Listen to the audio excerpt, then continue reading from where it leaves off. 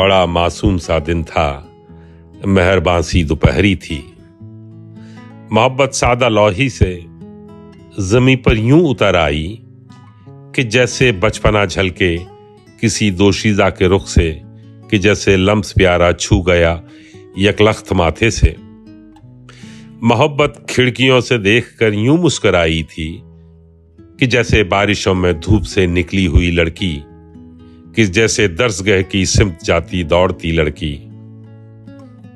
मोहब्बत बोलते बेसाख्ता यूं हंस पड़ी ऐसे कि जैसे तिफल कोई हंस दिया हो पकड़े जाने पर, कि जैसे हंस पड़ा बूढ़ा फसल के लहलहाने पर। मोहब्बत ताजा दम होकर मेरे कमरे में यूं आई कि जैसे गुंचों के लब ने शबनमी कतरों को चूमा, कि जैसे सुबह की सुर्खी ने डाली डाली को चूमा।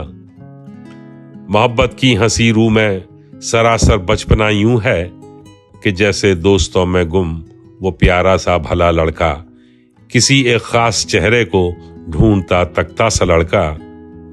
मोहब्बत शफकतों की सब्ज बिंदी बन के यूं आई कि जैसे दौड़ती सड़कों पे कोई हाथ थामे, कि जैसे गर्म पेशानी पे ठंडी पट्टियां रख दे।